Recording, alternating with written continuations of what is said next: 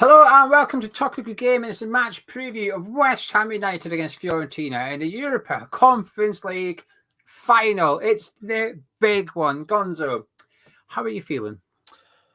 Yeah, I'm getting there. I'm getting there. I've been trying to ignore it a little bit, actually, because it's a long time, isn't it? I was going to say 10 days. It's not 10 days because I didn't even really count the Leicester game. So actually, Or the Leeds game, basically as soon as we've qualified, which is 3 weeks ago. Yeah, I think I did. I think there's still some technicality with the Leeds one, maybe. But a good 17 days, half a month, right? Of that thing looming and pending and such a big game for us. So I think I've tried to ignore it, tried to get on with other things, but the closer it's getting, the more excited you become. And yeah, up and down really, mate, up and down with it. You know, dreaming about what it'd be like if we win it. Wondering how melancholy and miserable I'd be if, you know, all that other referees against you and and all the other stuff, and it doesn't go your way. So yeah, what about you? Very different to you, actually. As soon as we qualified, I've just been buzzing. I've been really excited. Couldn't think about the Leeds game. Couldn't think about the Leicester game. But last weekend, I watched the playoff final. Watched Coventry get beat. Saw the heartache. And hang on a minute. One of us is going to feel like that on Wednesday night. And I hated it. I was just watching the players distraught. And then I watched the final on Monday when Sheffield Wednesday scored in the last minute against Barnes, I think it was, and just looking at all the Barnes, the players, and they were practically saying to the referee, just blow for full. There's only 30 seconds left, just blow for full time. There's no point. And I thought, oh no, I couldn't. Oh, I almost felt sick. But once Monday to Friday, I've been excited again. Until now, even recording this video, nerves are really starting to kick in. Now it's getting really realistic and nerves are starting to override the excitement for me. I think I'll flip back on Wednesday. I think Wednesday morning I'll wake up, I'll be buzzing. I'll be like, let's go for it. So yeah, I'm real up and down with strong emotions as well. Really strong emotions at the minute. But it's all I can think about. And it's all I've been able to think about for a couple of weeks now. And I absolutely love it. I've embraced it. I'm engrossed in it. I've tried to watch as much as Fiorentina in the last couple of weeks. I thought it's difficult because they had dead rubber league games and whatever. It's the big one, Gonzo. Anyway, Fiorentina, what's your thoughts on them? Well, they're I don't know much about them. Obviously, I know they've finished 7th or 8th in the Italian league. They won their last game against Sassuolo, which I think they needed to win to move up one place. Maybe it was from 9th to 8th or from 8th to 7th, whatever they did it. Got up to 3-1 wins, something like that. I mean, I've known. I think we might have signed Thomas Repka from Fiorentina, quite possibly for £5 million. It might have been where he came from. Funny enough, I've been to Florence years and years. Beautiful, one of those beautiful places in the world. It's in Tuscany, isn't it? So, yeah, it's beautiful, beautiful place. The club I can't say I know a lot about, but obviously they're not going to be any mugs. That's a tough league, the Italian league. It really is. It's always has been. Always has been, and for them to get to the Coppa Italia final, I think they lost to Inter. I think it was in there. This is not easy stuff to do. There are some formidable clubs, some giant clubs: AC Milan, Inter Milan, Juventus, Napoli. That's the Rome clubs. Lazio. You know, these are big football clubs with big pedigrees, good academies, good tactically switched on coaches. This is going to be a very, very good team. There is no doubt about that whatsoever. So yeah, I know enough about them to fear them.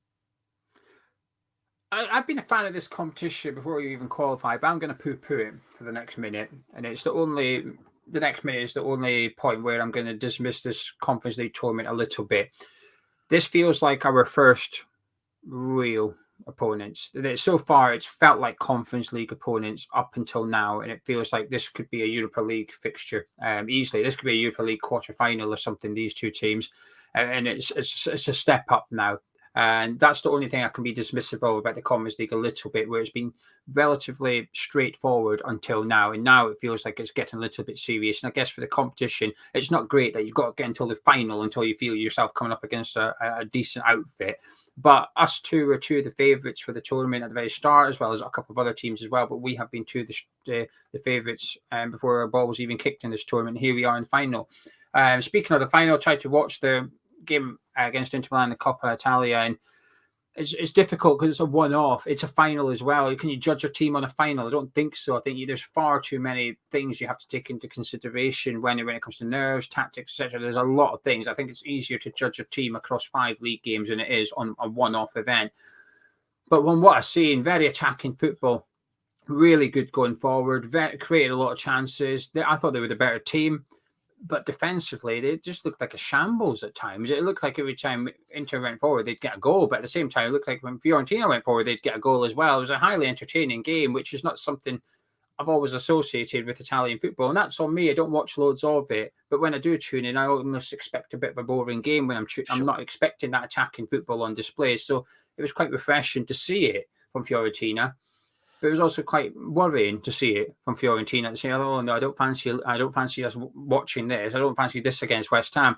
But if you don't know too much about Fiorentina, do not worry, because I have spoke to Nima from the Italian Football Podcast. The video will be up tomorrow, which is Monday, but also be at the very end of this video, so you can watch it immediately if you want. And I asked him all things Fiorentina. He told me the good things about Fiorentina, the bad things about Fiorentina, how Fiorentina will set up, and also why David Moyes' football might actually win the final for West Ham United on Wednesday. He actually thinks that David Moyes' way of playing is going to suit us going into this game. The players to look out for, he basically goes through Fiorentina's starting 11 and tells us which ones to look out for, their biggest weakness as well in terms of one individual player. It's a dummy's guide to Fiorentina. So tune back in tomorrow. I'll go have a little look, and thank you to Nima for popping on to tell me.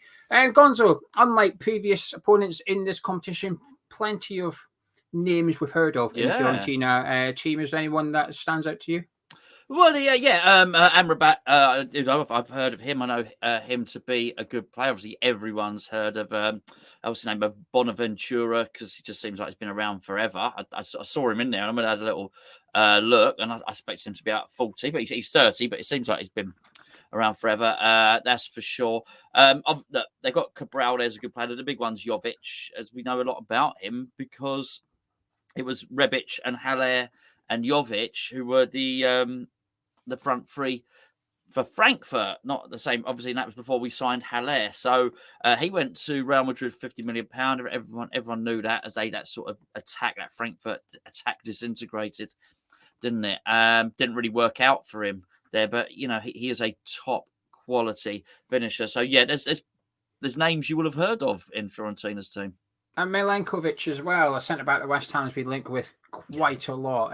So there is a couple of names in there that we, West Ham, have been linked to quite a lot. Gonzalez is the only player that I know a bit about, and it's not because of his time for Fiorentina. It was his time in the Bundesliga at Stuttgart. I thought he was a fantastic winger then, and when he went to Italy for 25 million or whatever it was, but he was a top player. And when I was looking at his numbers in Fiorentina, and that's all I can go by. I mean, he looked good in the final, but all I can go by is his numbers without watching loads of Fiorentina footage this season. And he's very, very impressive. And when I spoke to Nima, he picked out Gonzalez immediately, which doesn't surprise me, but it sounds like he's their most attacking threat. And when he came on against Sassuolo on Friday night, I watched that game, and again, it was heavily rotated, but there was still a lot of players starting. Amrabat, for example, started that game as well.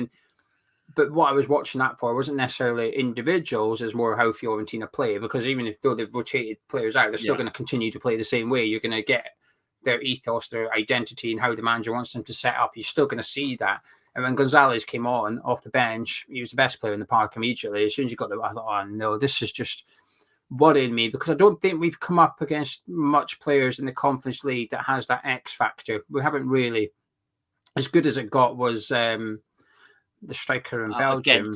Hold on. He's got a funny name, hasn't he? He has got a funny name. Funny name. It sounds like something else. But anyway, he was the biggest star that we've come up against so far, the most informed player we've come up against, and he troubled us a little bit, but not too much. But it just feels like the Fiorentina players individually are a step above. I mean, you look at Amrabat, who could be on the move this summer. We'd love him at West Ham, and I'm only going by the World Cup. I've only seen him play at the World Cup. I thought he was fantastic there. Worth tens of million. Gonzalez worth tens of million. These players are worth a lot more than the players we've come up against so far in this tournament. Anyway, anything that you'd like to add about Fiorentina before we move on, Gonzo?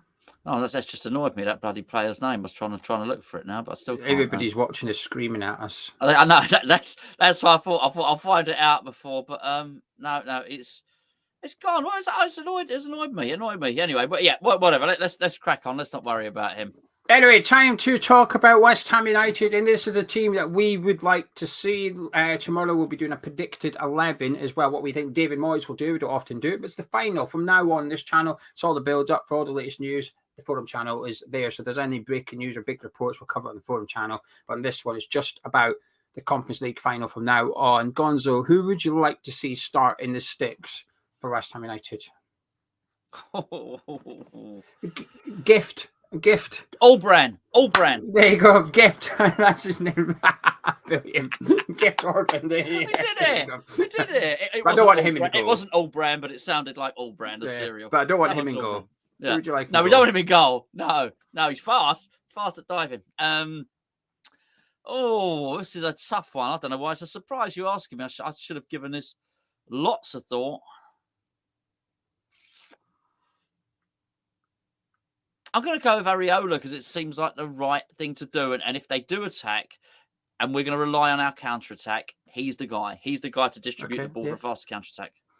Would you sub him if it gets to penalties? For sure. I absolutely would, yeah. I think I'd start Fabianski. I just feel more comfortable with Fabianski in goal, actually. He is prone to some errors, but so is Areola. Areola's prone to errors as well.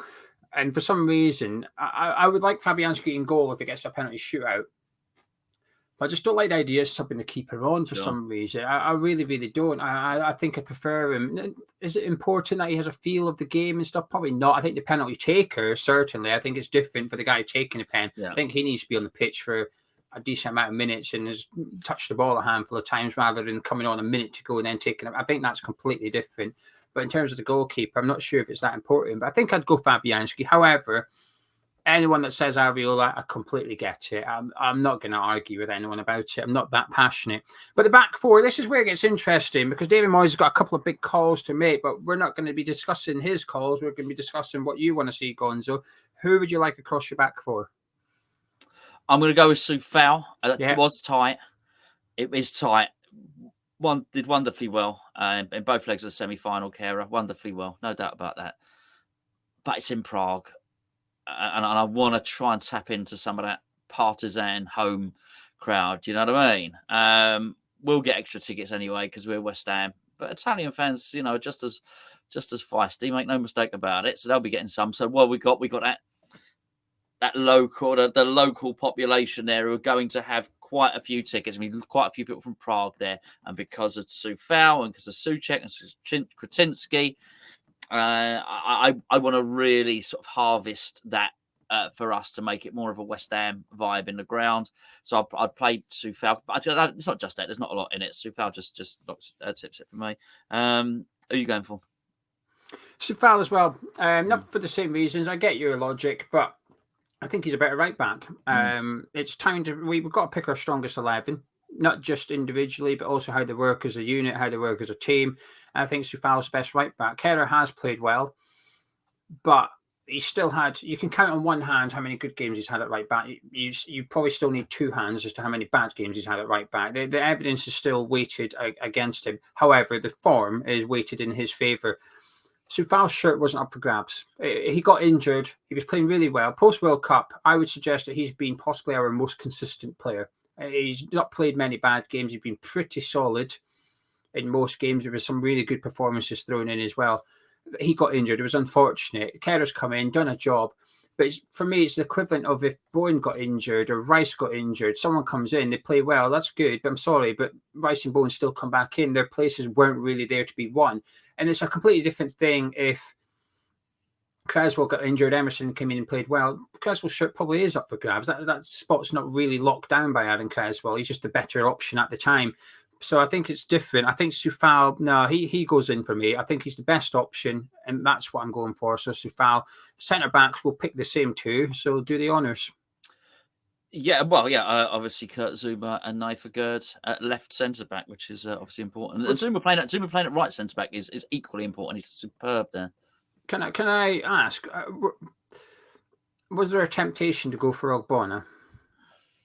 Zouma not. Zouma has to start, I get that. But with a Gerd, we speak about the keepers being error prone. I think Aguerd is possibly the most error prone player recently in terms of big mistakes. I would agree. But I mean, we'd have to look at, we'll revisit our player ratings, after the final and whatnot. We've got plenty of time to deal with that. But I feel like I'm either giving him a 3 or a 9 out of 10. As you don't know which one's going to turn up. But he does have that get out of that jail free pace. He is the fastest defender that we have. And I think we might need that. Also, I'll go back to the counter-attack. If this is it, if this is the way we win this game, then that's going to be key, as well as saying that Areola distributing it quickly. That long ball could prove the difference. It could, I've got my mind's eye. I'm seeing a long pass to Bowen, and then I'm going in and scoring a goal. Maybe I'm just mad, but I can see that. So I think that's also, from an attacking point of view, I think that's an important weapon there as well. And at left back, I'm going to go with Emerson. Ooh, why? With Emerson, because I can't quite shift last year, and I haven't forgotten what I said last year, which was, it just seemed when we got to, so last year was slightly different because, obviously it's a better competition, the Europa League. I'm not going to suggest otherwise. And I feared those teams. We drew against Sevilla. And I feared those teams. But it wasn't until we got to there we got to Sevilla, Olympic Lyonnais, good teams, Frankfurt, good teams. Wow, these are proper teams. I remember saying at that top level, all right, and that's not Champions League, but you know what I'm saying. You know what I'm talking about. I thought he was found wanting, Cresswell. And I said it at the time. I said at the time, we cannot find ourselves in this position if we're, in 12 months' time, we're in a position where we face a top level team that we're saying the same thing again. Oh, I can't believe, that's things happen with Cresswell. So, yeah, it's quite tight. I'm not saying that Emerson is brilliant. Don't get me wrong, but just that little cameo appearance when he became on as a substitute was significantly better in the last game, whenever it was. That was just about enough. As one of our patrons mentioned. That he seems to link well with Paqueta. Oh yeah, maybe he does. So there's slim margins, and that those three things have probably swung it for me. I don't think he links as well with Benrahma as Cresswell does, though. And the counter-attacking things, right? We will be able to play counter-attacking football, so you have to take that into consideration. Emerson's possibly the best player to do that with his pace, his dribbling. It's difficult because they're very different left backs, and you've got to make the right call. And I actually think this is David Moyes' biggest call for the final. He gets this wrong, it could cost us the final. He gets it right, it wouldn't necessarily win it, but what it does do. This is Gonzalez's direct opponent, by the way. Gonzalez plays on the right for Fiorentina, so this is where if Moyes gets it right, you shut down their main attacking threat. You get it wrong, you allow their best player to do something, to get involved in the game. And this is why I think who plays here is massive. Now, it's Cresswell for me because I don't trust Emerson's positioning defensively. I don't trust. He's gone missing too often for my liking, and he makes me nervous. Cresswell's got a lack of pace. That makes me nervous. But I also prefer Cresswell's passing from the defence. I think he's better at it. I think he's quicker at it. I think he's the one that's more likely to get it and knock it 30 yards into Benrahma and say, right, turn and run at your man, go. They both have different ways of contributing to the counter-attack. I think Cresswell's is through progressive passing, but I think Emerson's is through pace and dribbling. So it depends how Moyes wants to go, really. But I think the left-back call, you said there's not much in it. I completely agree with you. I think if you did a poll, I think it would be near 50-50. I don't think there would be a dominant victor out of the two. But this call is massive for David Moyes. I don't know what the right one is. No. We'll only know with hindsight. But this is the selection that could win or lose us the final on Wednesday night, I think. Cresswell or Emerson at left back. The midfield three, does it pick itself? It does. It does. He's... Yeah, look, Thomas Suchek has been pretty stinky for 3/4 of the season, but he has been better in the last 8 or 9 games, and that's enough. That's enough. And if we are, set piece threats, whilst he hasn't scored bundles this season, he still retains a set piece threat. You can't, if you're an opposition player or an opposition team, you can't think he scored no goals this season, don't mark him at a corner. You can't. He's 6'4". He's a pain in the arse. You still got to mark him. So, and he will provide a threat, which then in turn does that for everybody else. I think also, they are going to be attacking us. Then, he's disciplined in shielding the back four and him staying in place is going to be really important as well. There's going to be times during this game where Declan Rice is going to want to try and win the game. There's going to be times, and he's going to maraud and he's going to do his stuff. And his last game for West Ham, there'll be times during this game when Lucas Paqueta is going to try and win us the game, and rightly so. Right, don't buy your Brazilian, £50 million Brazilian magician for him to play at centre back, do you? Let's be fair. So at some point, those two are going to try and think, right, I'm going to do something here. You can imagine a driving run from Declan, and then all the crowd scream shoot as he gets 25 yards away from goal. You can imagine, Paqueta trying to dribble past three people, flicking it over, trying to play a 1-2. When that's happening, you're going to need Thomas Souček there being disciplined. So, yeah, I do think that midfield pre-picks itself. I completely agree with you. I think Souček's almost like the sacrificial lamb here. He allows Rice and Paqueta to play, and I agree with you. That's good. That's good. I think sometimes one thing that gets dismissed against managers, and I hate it, is when a manager's success gets attributed to a top talent, one top player, and you say, yeah, but he's only good because of him. I think, yeah, but the manager gets the best out of that best player. I've never understood it. I hate the fact that it's like, to use a West Ham example, Dimitri Payet under Slaven Bilic, people say, oh, Bilic is only good because of Dimitri Payet. I think, yeah, but Slaven Bilic got the best out of Dimitri Payet. I've never understood why it's used as an insult. I think surely you should be praising for Bilic for getting Payet playing like that in order, and maybe we did only win games because Dimitri, but well done. That's good, man. That's something good for a manager to identify that you have a world-class player there, build your team around him and get the best out of him. And if we're going to do that with Rice and Paqueta, we're going to see Rice playing 9 out of 10 and Paqueta playing 9 out of 10. Thomas Souček almost becomes at least an 8 out of 10 because he allows those two to do their thing. Like you said, the positional awareness, the discipline. Fiorentina are really good at attacking set pieces as well. So he's going to be required in both boxes, Souček. So that midfield three picks itself. Obviously, you're going to have Bourne on the right and Antonio up front. Oh, yeah. So who are you going to have on the left, though? Said Benrahma's been the choice, but Pablo Fornals has certainly made a claim in the last month of the season.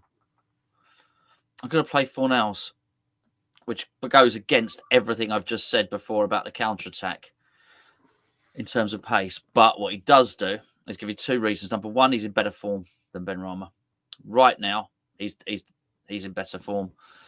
Number two, I think momentum is with him, which means I think the story's with him. Which has nothing. That's not football talk at all. That's just me talking a load of mystical crap. But it feels like the right thing. I also think he moves the ball. I would love, by the way, to Moyes to select Fornals and use that to just why have you picked Fornals? The story is with him. Just my mystical crap. Yeah, absolutely. That's the narrative. It's the fairy tale. If for fairy tale reasons, that's why I've selected him. Next question, please. But it sounds good. I mean, I say it sounds good. It sounds good in my mind when I think it. That long ball from a Gerd to Bowen who scores, and then and Fornals being a hero. It feels right. It feels right. If it doesn't work, though, I think Antonio will have a lot to say about it in a podcast. But there's no doubt about that. That's for sure. Yeah, but they're best mates as well, aren't they? Antonio and Fornals, and he does move the ball on quickly, and they do look for each other. I also think you've got quite a decent asset coming off the bench inside Benrahma as well. But it's tough. It's tough. I'd start Benrahma. I think the counter-attacking thing's pivotal, and I want to be on the front foot. I want to score. I don't trust us to.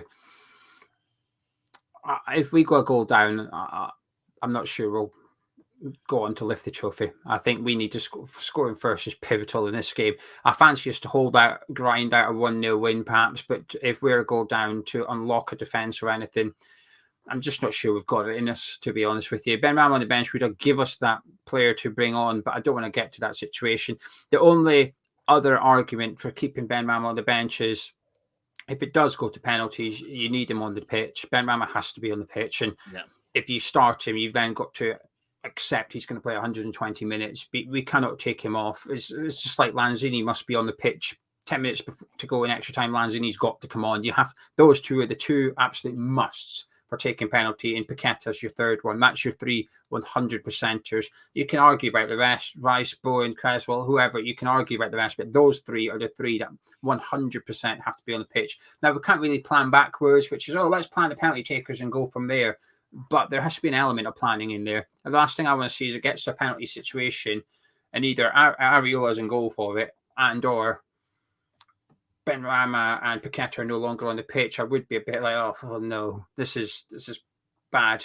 But I would start Said. I think he deserves it across the season. But if he picked Fornals, I would understand. He wouldn't have to justify it, and he wouldn't have to justify it with it's a fairy tale. It's meant to happen. Do you have any major hopes or worries for this game? Apart from winning it, obviously. Yeah, but that's the hope. A lot of it is gone. We've seen so much of David Moyes. I can't hope for him to do something different. He will do what he does. So any hope is that actually his tactics prevail in this one. I can't sit here and hope. I hope David Moyes throws everything. He's not going to. This is the crucial game. This is the defining game of David Moyes' career. Yeah, not just David Moyes. A lot of them. Mikel Antonio, I don't want to talk too much about him, but he's had a lot to say. He's probably thinking he's off to pastures new and all the rest of it. I've already said this about Declan Rice for different reasons. I don't say this is a defining game of Declan Rice's career. How could I? He's playing finals for England. He's going to go on. My only point with Declan Rice is this is his, at the moment, because he's only a few days away, is his best chance to win a trophy. That's more realistic than next season. It defines Rice's legacy at West Ham United. It does. But This is it. For whatever Mikel Antonio's got in his mind and thinks he's going to go on and do, this is his game right now, and I hope he appreciates that. And it will be the same for a few of them. It might not be Paqueta's, but this is why Paqueta joined West Ham. This right now is why he joined West Ham. So there's a little story for everyone, and I love them. I love all the individual stories, really do.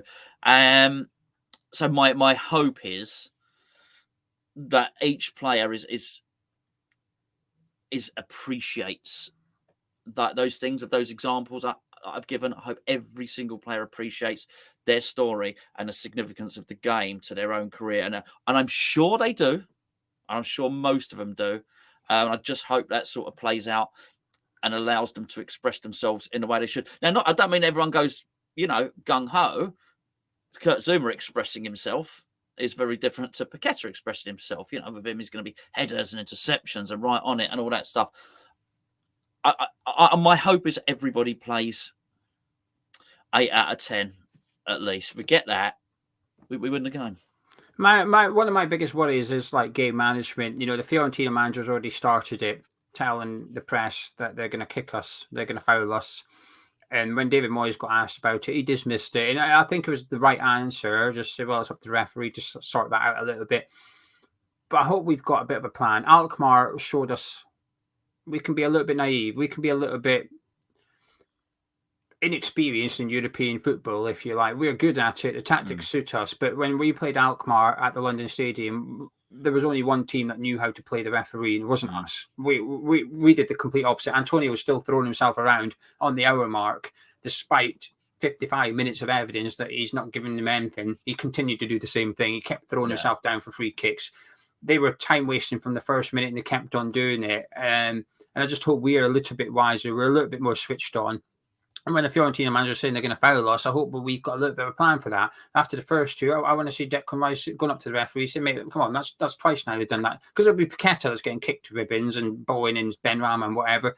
And we've seen some games where Paqueta can sometimes lose his head a little bit. He can get frustrated. He turns into a little bit Bruno Fernandes, where he starts thumping the grass and sitting down, and the ball's on the move, and he just sat there holding his ankle. We can't afford this. We can't afford tantrums or anything like that. We need to be ready for it. And Paqueta needs to be told, you're going to get kicked about by this Fiorentina, but you need to get up and get on with it. You have to be strong. Rice needs the leadership from you. Have a word before the referee if you have to. Moyes, Rice can't do it all the time. He would get booked before the game. Moyes, Kevin Nolan, someone just say something to the referee and just make him aware that he's aware of the Fiorentina manager's comments. Say, look, you need to cut this out. Consistent foul, you need to cut it out. was watching a documentary about Aberdeen under Ferguson on the iPlayer the other day, and Gordon Strachan said Fergie always said to them, if they've got 4 players around the referee, we need to have 5. So you do not get intimidated. Do not let them intimidate you. Do not let them run the game. Do not let them get in charge of the occasion. And that's what we need. We need to have that winner's mentality, which we've not got. We've not won anything. It's hard, but we need to be stronger mentally than Fiorentina on the night, and we need to play the occasion. I know sometimes people say play the game, not occasion. Bugger that. Play the occasion as well, like you said, for your stories and whatever, but also make sure that Rice is the captain in charge of that game out there. It's a huge test for us, and I just hope that we've got a plan, because I don't feel like we had one against Alkmaar. Gonzo, are you confident? No, it's very hard to be confident going into a game like this. I think it's very, very even. I'm not saying I think we're going to lose. It's hard. It's hard to say yes, that's it. We're going in here and we're going to win 3-0. It's not going to be the case. Well, we might do, but it's hard to think that way, isn't it? They got their own story, Fiorentina, and they will very much see this as redemption, as a repair job for missing out on the Coppa Italia trophy. They would have thought they were getting that trophy. They'd have wanted that trophy.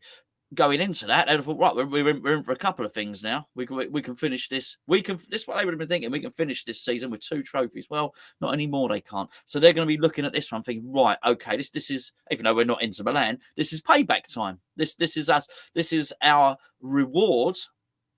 It's our entitlement for a bloody good season. I think if they are 7th or 8th, possibly they're not getting in. I don't know. Possibly not. Yeah, they're 8th, so this is their only route into European football.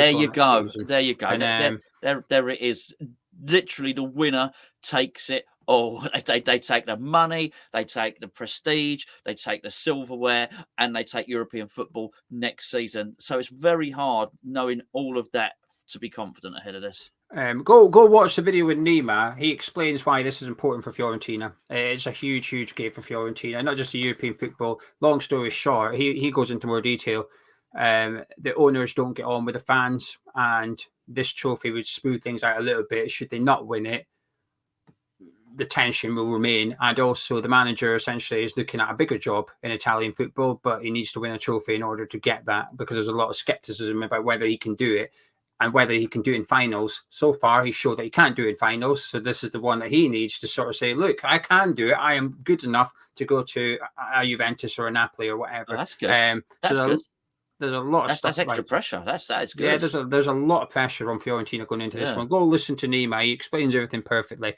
I'm confident, but I think it's just pure optimism. And I feel like it's confident. It's not really, but I think it's just utter optimism. I've always thought we'd win this. I've always felt David Moyes' football suits European football, and it has done. We're in the final. And when I've listened to Nima and when I've watched Fiorentina, I think David Moyes' football suits us playing against Fiorentina. If we can get the defensive structure right, if we can be hard to break down and keep a clean sheet, obviously, if we keep a clean sheet, of course, we've got a good chance of winning it. But if we can get the defensive aspect right and we can play our counter-attack game, Fiorentina is essentially the exact type of team David Moyes would want to play in a final.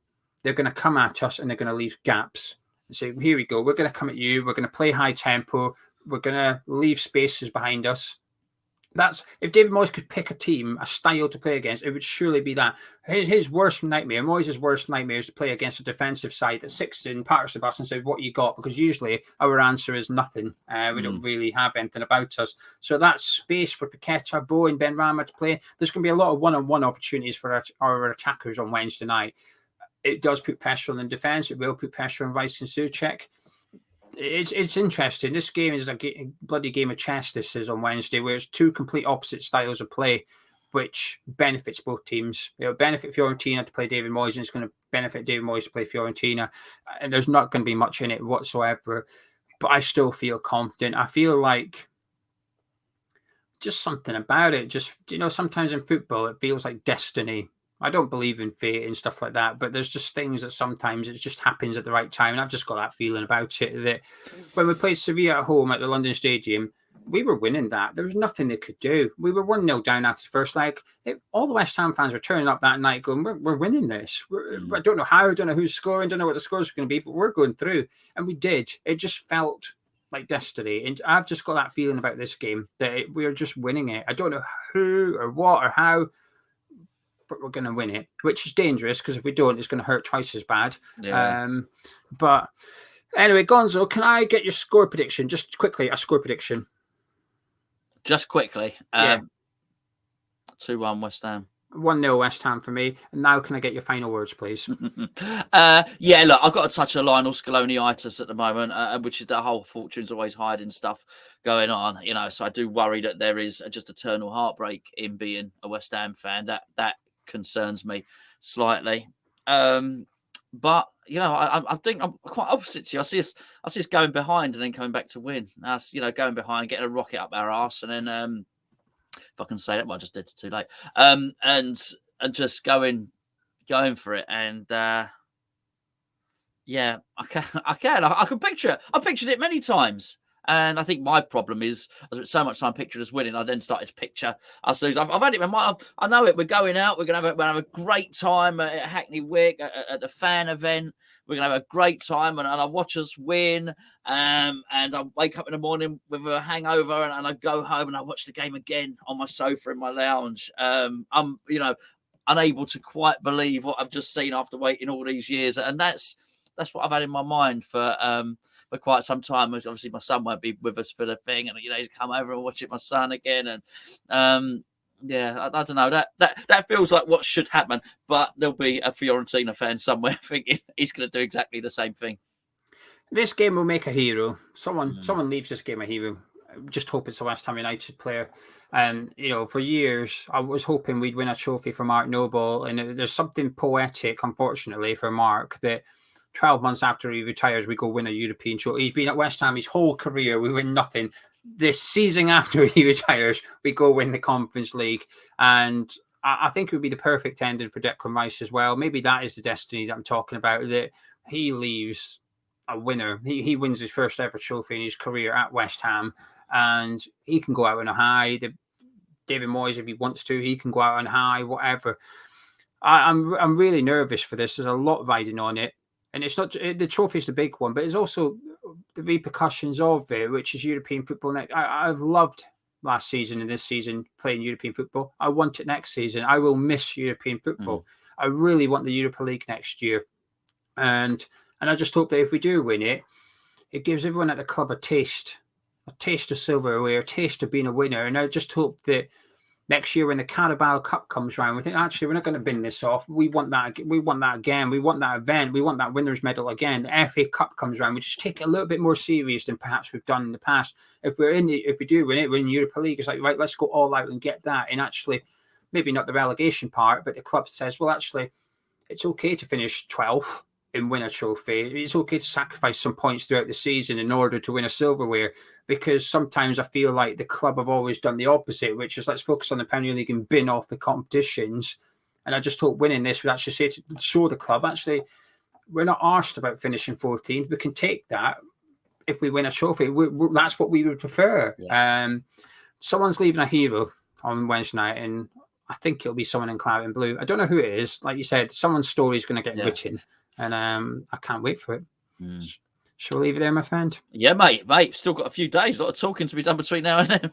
A lot of nerves as well. If you've enjoyed this preview, please do drop a like on it by clicking the thumbs up, subscribing you to Hammer's Chat. And on your screen in just a second is my preview and Nima from the Italian Football Podcast.